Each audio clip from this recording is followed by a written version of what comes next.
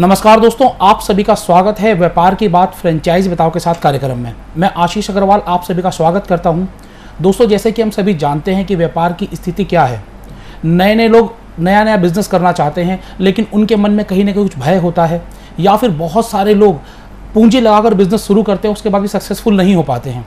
तो इसके पीछे बहुत सारे अलग अलग कारण हो सकते हैं, और इन्हीं कारणों को जानने के लिए, इन कारणों को समझने के लिए आज हम एक नया कार्यक्रम शुरू कर रहे हैं व्यापार की बात में, जहां पर हम देश के बड़े बड़े उद्यमी से ये जानेंगे कि किस तरीके से हमें किसी व्यापार को शुरू करना चाहिए, वो कौन से टिप्स होते हैं जिनको यूज कर आप अपने बिजनेस को सक्सेसफुल बना सकते हैं।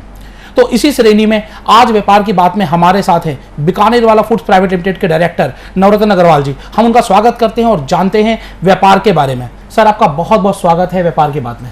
थैंक यू, नमस्कार आशीष जी। बहुत अच्छा लगा आपने हमें यहाँ बुलाया आज इस व्यापार के प्रोग्राम में। सर, बीकानेर वाला फूड्स को बच्चा बच्चा जानता है, और देश ही नहीं विदेशों में भी आपकी पहुंच है, बहुत सारे आपके आउटलेट्स हैं वहां पर भी। तो सबसे पहले मैं आपसे जानना चाहूंगा आपकी इस सक्सेस जर्नी के बारे में। बीकानेर वाला हमारा एक बीकानेर से हम आए थे, हमारे पिताजी और ताऊ जी, और वहाँ पे शुरू से ही एक मिठाई नमकीन का बिजनेस रहा है। पहले हम लोगों में क्या कर्मठता थी, सब परिवार में क्या कि बिजनेस में प्रॉफिट तो इतने नहीं होते थे, या पैसा बहुत ज़्यादा नहीं होता था, लेकिन सब कर्मठ बहुत होते थे। हम ताऊ जी को देखते थे, हमारे परिवार के जितने मेंबर्स थे देखते थे कर्मठ थे। तो बीकानेर से दिल्ली आए, तो दिल्ली में पापा और ताऊ जी ने पहले तो रेडीमेड माल बीकानेर से लेके आए थे। बाद में जब देखा कि हमें और ज़्यादा बहुत डिमांड आ रही है, तो उन्होंने यहीं पे बनाने की मैन्युफैक्चरिंग स्टार्ट करी। तो चांदनी चौक में हमने स्टार्ट किया ये काम। और जब हम ताऊ जी और पापा को देखते थे अपने हाथों से बनाना, और बनाने के बाद एक एक चीज के लिए उसमें देखते थे कि वो काम करते थे, बड़ा आनंद सा रहता था उनको। जीवन में मैंने देखता था कभी भी उनको तकलीफ नहीं होती थी काम करते हुए, ऐसा नहीं था कि बर्डन होता है। तो सबसे पहले जो मुझे लगता है कि बिजनेस कोई भी करते हैं तो उसमें आपका मन में प्रेम होना चाहिए काम के प्रति। तो पापा और मैं काम के प्रति बड़ा प्रेम देखता था, और आपस में परिवार में भी प्रेम देखते थे, और एक दूसरे से मिलके काम करना। और वहां से बिजनेस को स्टार्ट किया दिल्ली में। हम पहले जरूरत पड़ी तो भाई फैमिली के और मेंबर्स आ गए, फिर हम भी बिजनेस में आने लग गए, बड़े ताऊ जी के लड़के, और सब आते चले गए।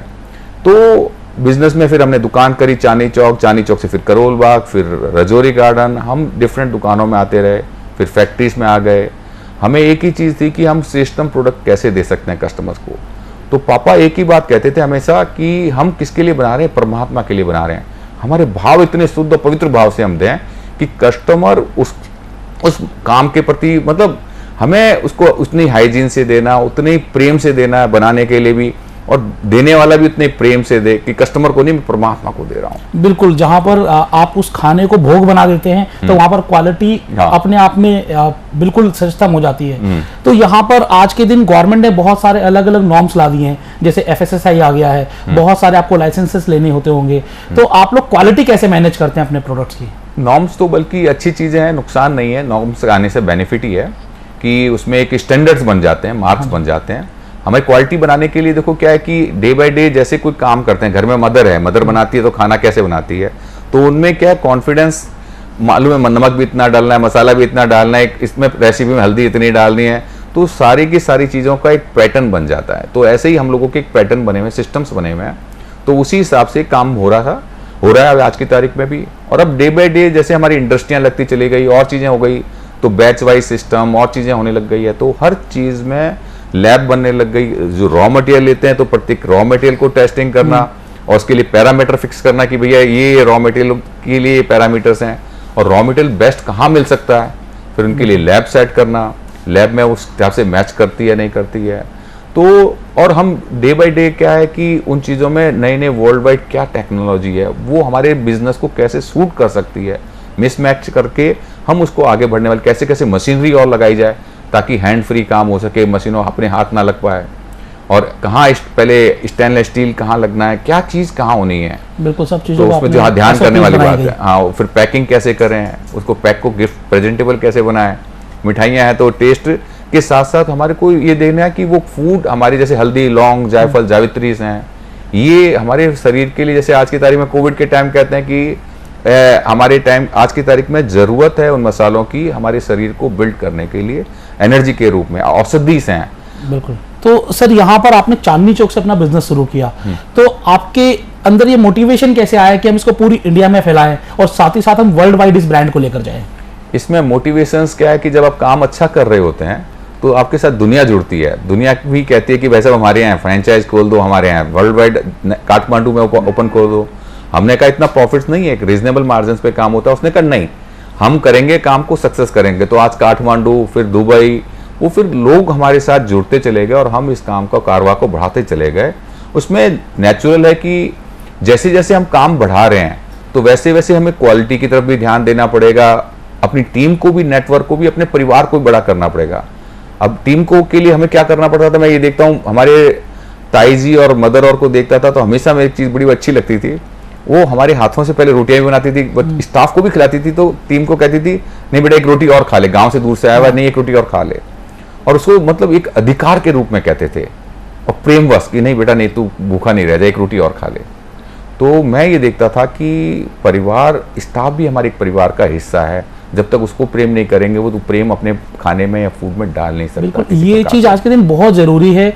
टीम बिल्ड करने के लिए टीम को कॉन्फिडेंस में लेकर आना पड़ता है, और आप सभी लोगों ने उन्हें अपने परिवार का हिस्सा बना दिया, तो वो आपका परिवार बन गया, टीम से भी बढ़कर ऊपर हो गया, तो डेफिनेटली वो आपके बिजनेस के लिए काम करेगा। आज के दिन बहुत सारे स्टार्टअप्स खुल रहे हैं, बहुत सारे लोग नए नए बिजनेस शुरू करते हैं, और एक रेशियो है पिछले कुछ सालों में देखा गया है कि 90% से अधिक स्टार्टअप्स फेल हो जाते हैं। तो उनके लिए आप क्या कहेंगे कि क्या किन किन बातों का ध्यान रखें जब वो कोई नया बिजनेस शुरू करते हैं? तो कोई भी नया बिजनेस करते हैं, क्योंकि मैं अपने बिजनेस को गौर करता हूँ तो हमारी एक इन्वेस्टमेंट्स कम थी, कंटिन्यूस मेहनत थी। आज की तारीख में नया बिजनेस स्टार्ट करता है तो जगह किराए पे ले लेते होंगे, कहीं उसमें फेल होने के चांसेस हो जाते हैं। नया बिजनेस करते हैं तो उसको बिजनेस में शुरू में डिमांडिंग बहुत चीज़ों की होती है, कहीं proper quality, proper packaging, proper marketing. अगर प्रॉपर मार्केटिंग भी नहीं है तो फेल हो जाएगा, प्रॉपर पैकेजिंग नहीं है तो फेल हो जाएगा। तो 100 चीज़ें होती है जिसमें फेल हो जाता है। और आदमी जब नया आता है, स्टार्टअप में आता है, तो वो 100 चीज़ें ला नहीं सकता। अब 100 चीज़ें ला नहीं पाएगा तो फेल होने के चांसेस बहुत ज़्यादा बन जाते हैं। तो स्टार्टअप के टाइम में जो मुझे लगता है सबसे ज़्यादा, किसी ना किसी जो इंडस्ट्रीज या जो काम कर चुके हैं मास्टर्स लोग, उनके साथ जुड़ना चाहिए। और शुरू में इनिशियली बहुत बड़ी इन्वेस्टमेंट नहीं करनी चाहिए।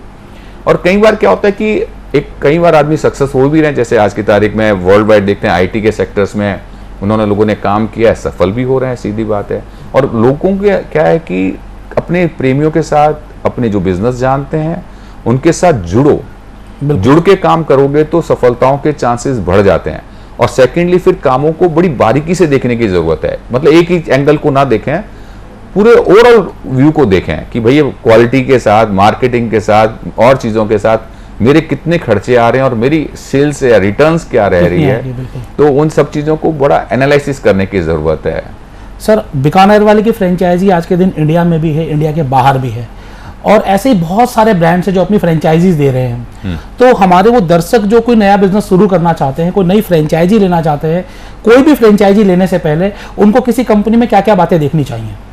कोई भी फ्रेंचाइजीज ऐसे नहीं लेनी चाहिए कि हम भीड़ देखते हैं तो हम कस्टमर बन जाते हैं कि वहाँ पे वो मिल जाएगा तो हमारी लॉटरी खुल जाएगी, ऐसा नहीं है। कोई भी आप काम करते हैं तो उसमें बहुत ज़्यादा डेडिकेशंस की ज़रूरत है, उसको बिजनेस को समझने की ज़रूरत है।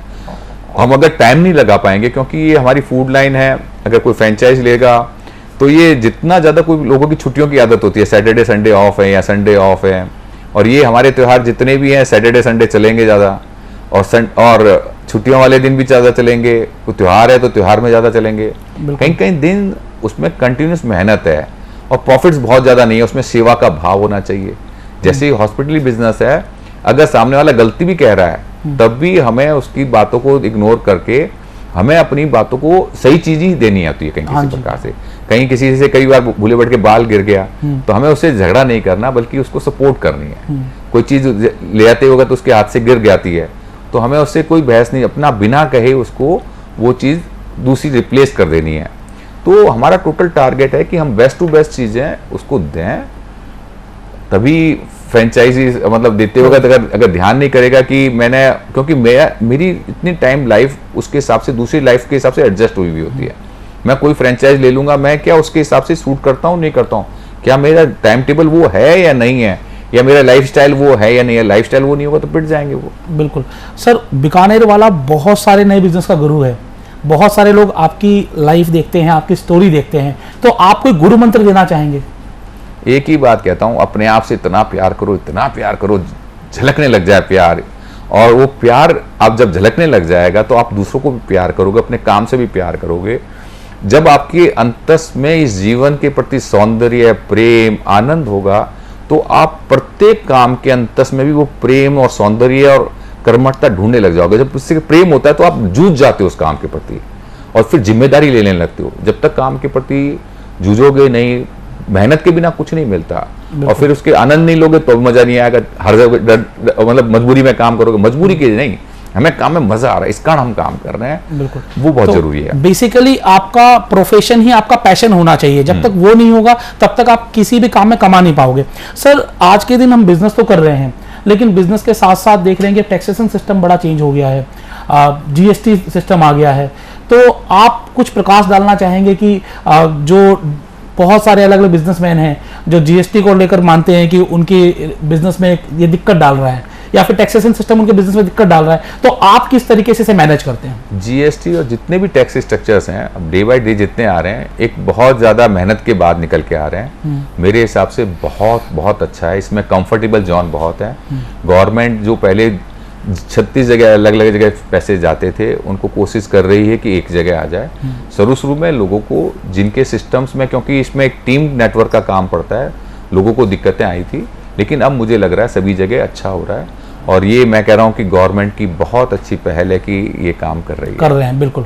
तो यहाँ पर मैं आपसे एक चीज़ और जानना चाहूँगा, आज के दिन युग पूरा चेंज हो चुका है। पहले ट्रेडिशनल मार्केटिंग हुआ करती थी, आजकल लोग ऑनलाइन सारी मार्केटिंग करने लगे हैं। आपने भी अपने बिजनेस में बहुत सारा ऑटोमेशन लेकर आया है, सेल्फ हेल्प सारे आपके स्टोर्स होते हैं। तो आप किस तरीके से लोगों को बताना चाहेंगे कि उन्हें ऑटोमेशन अपने बिजनेस में यूज करना चाहिए, ऑनलाइन अपने बिजनेस को लाना चाहिए, इसके बारे में कुछ बताना चाहेंगे आप? मैं सभी प्रकार से कहता हूँ कि ऑनलाइन एक बिजनेस का मार्केटिंग का तरीका अलग है और शॉप एक अलग तरीका है। आज शॉप है तो ऑनलाइन भी कर सकते हैं, शॉप कम ऑनलाइन दोनों हो सकते हैं। बिजनेस आज की तारीख में आपकी चीज़ों की जितनी ज़्यादा अवेयरनेस करोगे, जितनी ज़्यादा आप ऑनलाइन और हाउस में करोगे, तो उसमें क्या होगा कि आपके रीजनेबल रेट पे ज़्यादा जगह लोग माल फेंक पाएंगे, वरना आपको कम जगह में अपने सारे खर्चे निकालने होते हैं, तो उसमें आपको दिक्कत आती है। तो मुझे लगता है कि आपके समय की बात है और आइटम की बात है कि कैसा आप मार्केटिंग कर सकते हैं। अब जो आइटम आप मार्केट में भेज ही नहीं सकते तो दिक्कत है। इसके लिए पूरा लॉजिस्टिक, पूरा सिस्टम्स, कोई भी काम करो तो पहले उसकी ट्रायल और सब कुछ करके हमें उस पर पूरी डेडिकेशंस मेहनत करनी चाहिए।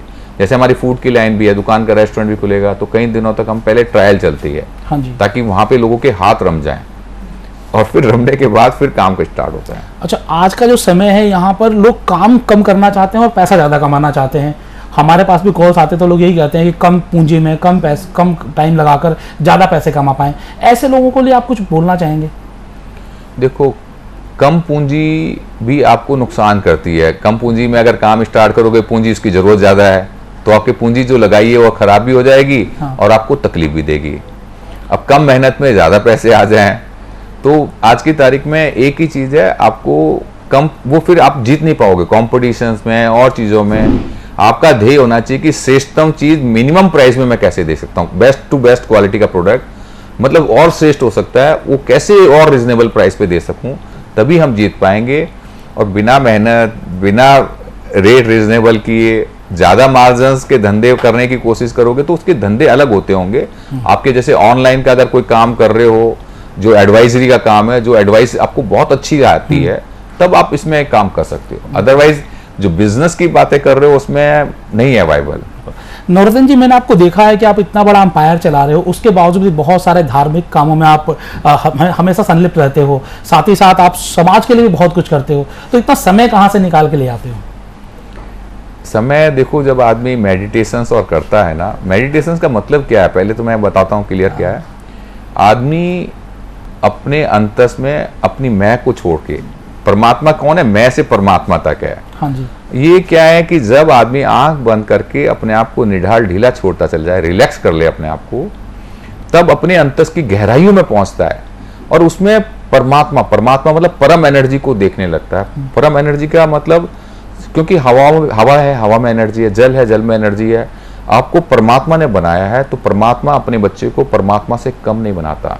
बिल्कुल। हमें उसको उसी दृष्टि से देखना है कि परमात्मा ही देख रहा है, परमात्मा ही सुन रहा है, तो हम क्या सही चीजों को देखेंगे, हमारा समय सही चीजों पर लगाएंगे और फिर हमें क्या सारा वर्ल्ड एक परिवार के रूप में दिखने लग जाएगा, पूरा ब्रह्मांड एक परिवार के रूप में दिखने लग जाएगा। ऐसे लगेगा जैसे पूरा ब्रह्मांड हमें एनर्जी दे रहा है, हम पूरे ब्रह्मांड को, हमारी एनर्जी पूरे ब्रह्मांड को जा रही है, हम एक दूसरे के कॉम्प्लीमेंट्स हैं। मेरा जैसे शरीर है, आंख नाक कान सब अलग अलग होते हुए भी हम सब एक दूसरे के कितना बढ़िया कॉम्प्लीमेंट्स हैं। हवा भी है, जल भी है, पूरी नेचर को देखो कॉम्प्लीमेंट्स हैं। और उसको बहुत अगर गहराई से देखोगे, कैसे समुंदर बने हुए हैं, कहाँ पहाड़ बने हुए, पहाड़ में बर्फ जमती है, धीरे धीरे मेल्ट होती है, जहाँ पानी नहीं पहुँच पाता नीचे बर्फ करती है। और मतलब एक सिस्टम जो बना रखा है प्रजनन का, और पूरा नेचर का जो सिस्टम बना हुआ है बहुत प्यारा है। अगर हम उस नेचर को बहुत गहराई से समझें तो पूरा ब्रह्मांड हमारा एक परिवार दिखाई देगा। फिर हमें जो परमात्मा ने बनाया उसको चेंज करने की कोशिश नहीं करते, हम खाली परमात्मा ने राइट्स दिया, you have to change yourself only. अपने आप को चेंज करना है, अपने अंदर में प्यार लाना है, अपने अंदर शक्तियां लाना है। आपकी एनर्जी, आपके प्रकाश, आपकी खुशबू से कोई बदल जाए तो अलग बात है, लेकिन यू आर नॉट ऑथराइज्ड कि किसी को चेंज करें। जैसा परमात्मा ने बनाया श्रेष्ठ बनाया। बिल्कुल। और तो जो श्रेष्ठ हो रहा है, नेचर ही हमें सिखाती है बिजनेस कैसे करना है। अगर आप अपनी बॉडी के सिस्टम को समझ जाओगे, नेचर के सिस्टम को समझ जाओगे, तो शायद बिजनेस में भी बहुत अच्छा कर पाओगे, और वही आप कर रहे हैं आज के दिन। उसमें क्या टाइम आपको बहुत मिल जाता है। आप कोई काम जब नेचर के साथ काम करने लगते हो, थकते नहीं हो। जैसे नदी बह रही, नदी के बहाव में भागोगे, एनर्जी के बहाव में भागोगे। हमारी विरोधाभासी एनर्जी क्या है? हमारी ईगो है, हमारी नेगेटिविटी है। अभी दिन का टाइम है, पॉजिटिविटी है। पॉजिटिविटी हमें आसमान को छुआने की ताकत रखती है, नेगेटिविटी दलदल में घुसेड़ देगी। हम दलदल में पॉजिटिविटी की बातें कर पाएंगे, ये नेगेटिव मैं से परमात्मा तक है। हम अपनी मैं को छोड़ते चले जाएं तो परमात्मा ऑटोमेटिकली उस वैक्यूम में आता चला जाएगा, उस एनर्जी के साथ मिक्स होता चला जाएगा। बहुत बढ़िया। तो सर मैं लास्टली आपसे जानना चाहूंगा कि कोई सीक्रेट अपना बताना चाहेंगे जिससे कि इन्हें मोटिवेशन मिले, जिनसे कि लोग बिजनेस करने की तरफ प्रेरित हों, क्योंकि बिजनेस ही इंडिया को आत्मनिर्भर बना सकता है। तो आप इंडिया को आत्मनिर्भर बनाने के लिए क्या सीक्रेट बताना चाहेंगे? मैं छोटे छोटे टिप्स बताना चाहता हूँ कि हम जैसे मेरा परिवार भी 130 मेंबरों का परिवार है। हाँ जी। तो परिवार का मतलब होता है सब एक दूसरे के कॉम्प्लीमेंट्स हैं। कोई मैं कुछ काम कर रहा हूँ, दूसरा कुछ काम कर रहा है, और हम सब रेस्पॉन्सिबल हैं अपने कामों के लिए। हमारे को क्या है कि काम से जब प्यार हो जाएगा तो पैसे की बात नहीं रहेगी। मैं कस्टमर को देना चाहूंगा, अब मुझे मिले नहीं मिले उसकी बात नहीं रहेगी। अगर हम श्रेष्ठतम काम को समझते रहें, अपना जो काम कर रहे हैं उसको पूर्ण रूप से जानें, समझें और सबके साथ मिलकर काम करें। अकेले काम में कभी पूर्णता नहीं आती।